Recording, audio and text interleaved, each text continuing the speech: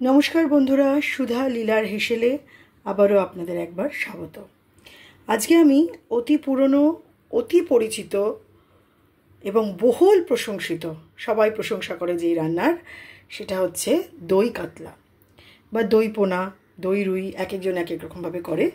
তো আমি সেই দই কাতলাটাই ঠিক পুরনো পন্থায় যেভাবে আমাদের মা দিদিমারা করতেন সেটা আপনাদেরকে করে দেখাবো। আমি 4 পিস এখানে কাতলা মাছ নিয়ে ভালো করে ধুয়ে আঁশ ছাড়িয়ে নুন হলুদ মাখিয়ে রেখে দিয়েছি। আমি এই মাছটাতে ফোড়ন দেবো গোটা জিরে, আর ফোড়ন দেবো আমি জয়িত্রী, জায়ফল, আর একটা বড় এলাচ নিয়েছি, কিন্তু এই পুরো এলাচটা লাগবে না, আমি এখান থেকে কিছু এলাচ দানা বার করে নেব।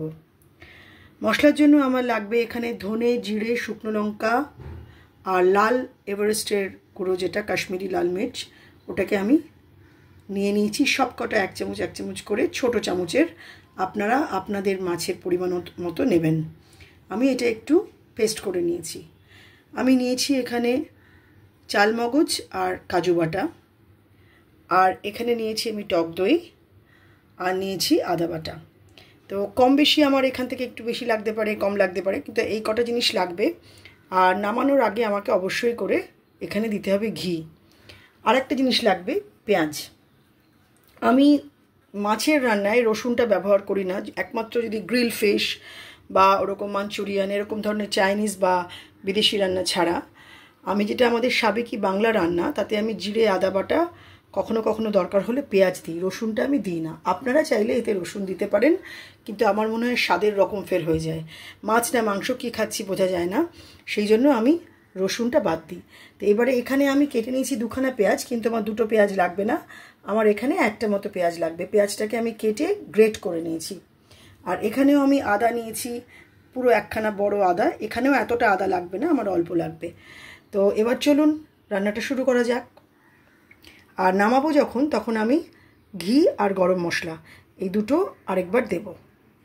মাছ রান্না বা মাংস রান্না, কোনো কালিয়া যদি করেন বা কষা মাংস যদি করেন, অবশ্যই করে তাতে নামানোর আগে ঘি আর গরম মশলা দেবেন, তাহলে দেখবেন রান্নার স্বাদ আরও আরও আরও উন্নত হয়।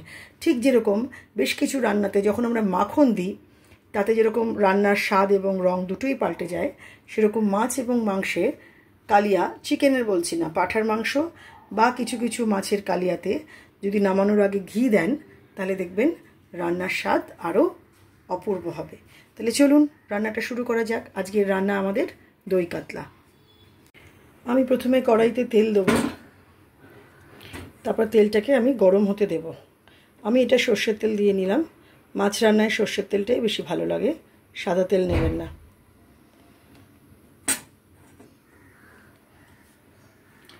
তেলটা আমি আগে একটু গরম হতে দেব। তেলটা গরম হয়ে গেছে, ধোঁয়া উঠছে। আমি মাছটা ভাজার আগে সামান্য একটু নুন ফেলে দিলাম, তাহলে মাছগুলো আটকে যাবে না। আপনারা হলুদও দিতে পারেন, নুন বা হলুদ দুটোই দেওয়া যায়। এবার এক এক করে মাছগুলো আমি ছেড়ে দেবো।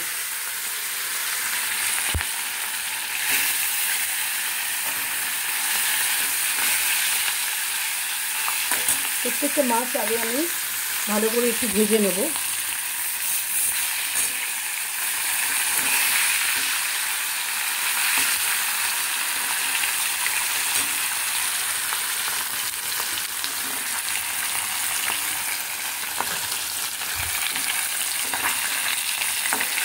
আগে মাছগুলো একটু ভালো করে ভেজে নেব, তারপর আমি এক এক করে এখানে মশলা ব্যবহার করব। আমার গরম হয়ে গেছে, এবার আমাকে এখানে ফোড়ন দিতে হবে। তার আগে মাছগুলো আমি সব লাল লাল করে এপিট ওপিট করে ভেজে নিয়েছি।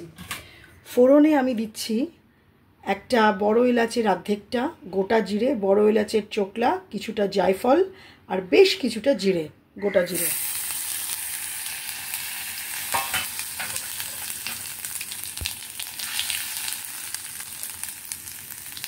একটুখানি ভাজা গোটা মশলাগুলো ফোড়ন দেওয়ার পর আমি কিছুটা পেঁয়াজ দিলাম। পেঁয়াজ দিয়ে আবার এটাকে নাড়াচাড়া করব। আমার মনে হলো পেঁয়াজটা একটু কম হয়েছে, তাই আমি আরও কিছুটা পেঁয়াজ দিলাম।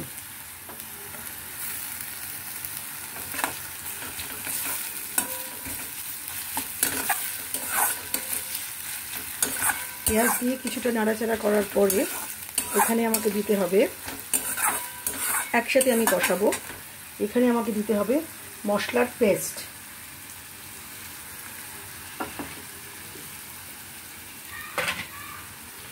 মশলার পেস্টের মধ্যে আমি এই যে আমার ধনে, জিরে, হলুদ, শুকনো লঙ্কা গুঁড়ো আর লাল কাশ্মীরি মির্চের কিছুটা গুঁড়ো সব আমি হাফ চামচ মতো করে নিয়েছি, কোনোটা আবার 1 চামচ নিয়েছি।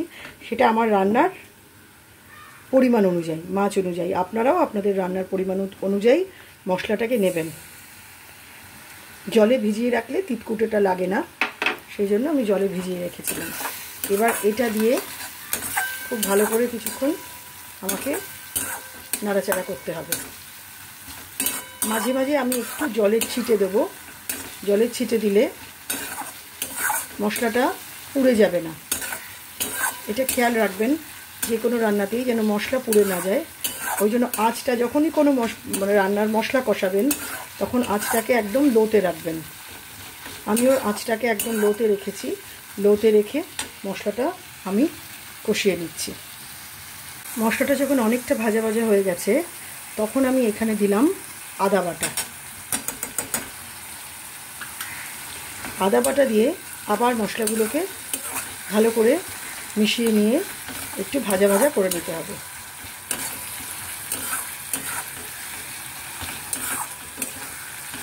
আমি কিন্তু ফোড়নে দিয়েছিলাম গোটা জিরে, 2টো লবঙ্গ, 2-3টে জয়ত্রীর ফুল, আর দিয়েছিলাম বড় এলাচের থেকে ভেঙে নিয়ে অর্ধেক মতো এলাচের, বড় এলাচের একটা মানে অর্ধেকের তার ওই চোকলাটা, খোসাটা, আর 2-3টে এলাচের গুঁড়ো, এটা আমি ফোড়নে দিয়েছিলাম, আবারও আপনাদের জন্য বললাম। তারপর আমি দিয়েছি এখানে পেঁয়াজ, তারপর আমি দিয়েছি কুচনো পেঁয়াজ বা বাটা পেঁয়াজ, যেটা খুশি আপনারা দিতে পারেন, গ্রেট করে নিলে ভালো, পুরো মিশে যাবে। তারপর আমি এখানে দিলাম আদা বাটা। আদা বাটা দেওয়ার আগে আমি ধনে, জিরে, শুকনো লঙ্কা গুঁড়ো আর লাল কাশ্মীরি মির্চের গুঁড়ো দিয়েছিলাম, জলে পেস্ট করে রাখা। এবারে আমি এখানে দেব হচ্ছে কাজু আর চালমগজ বাটা।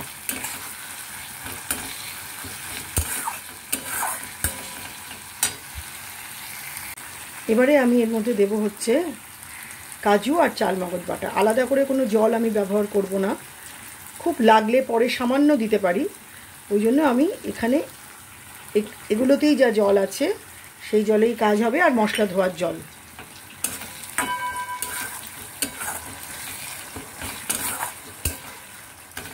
এবারেও এটা দিয়ে ভালো করে আমাকে নাড়াতে হবে।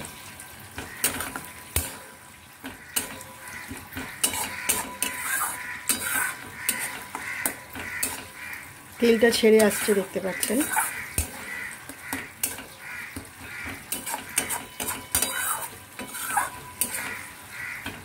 একদম মাখনের মতো হয়ে যাবে, পুরো মিশে যাবে।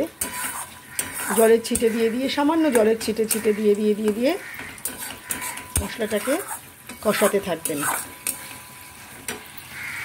চালমগজ বাটা আর কাজু বাটা দিয়ে কিছুক্ষণ নাড়াবার পরে যখন আরও কিছুক্ষণ মশলাটাকে কষিয়ে নেবেন সামান্য জলের ছিটে দিয়ে দিয়ে, এবারে এখানে দেবেন ফ্যাটানো দই। দইটা অবশ্যই আগে থেকে ফ্রিজ থেকে বার করে রাখবেন, ডিরেক্টলি ফ্রিজের দই দেবেন না। আমার এখানে 4টে মাছের পরিমাণে আমি এখানে 2.5 চামচ মতো দই নিয়েছি। দইটা দিয়ে আমাকে আরও কিছুক্ষণ একটু ভালো করে মিলিয়ে কষিয়ে নিতে হবে।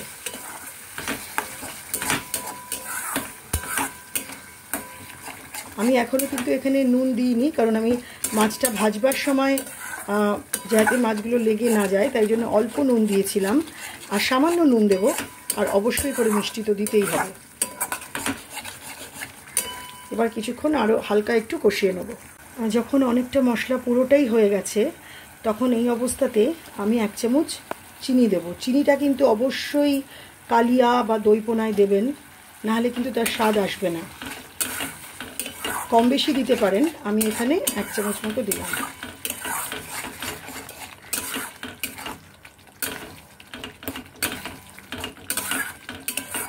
এবারে আমি এখানে দেব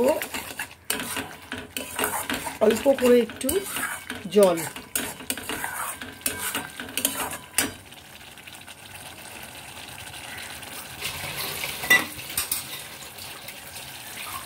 যখন ঝোলটা হবে আমাকে সামান্য একটু জল দিতে হবে।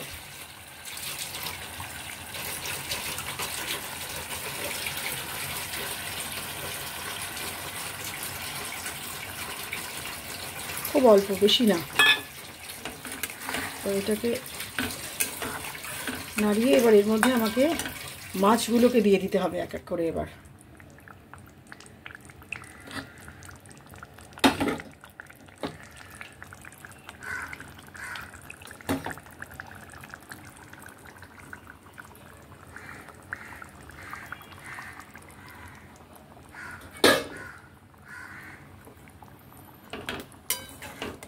মাছগুলো দিয়ে এবার এই যে বাটিতে যে সামান্য হলুদটুকু আছে, এই হলুদটাকে আমি একটু সামান্য জল দিয়ে গুলে এটার মধ্যে দিয়ে দেবো।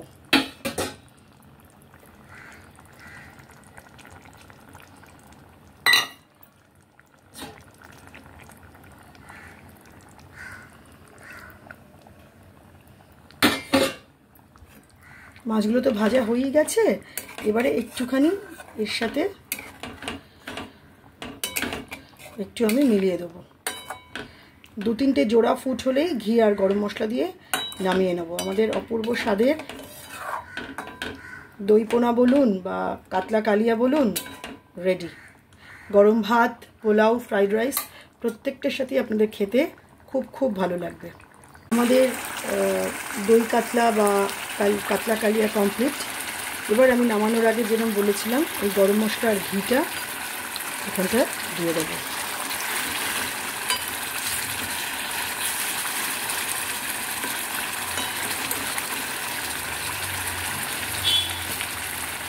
ঘিটা দিলে তার স্বাদ অপূর্ব হয়, সেই জন্যই ঘি দিলাম। আমি আরেক চামচ একটু ঘি দিয়ে এতে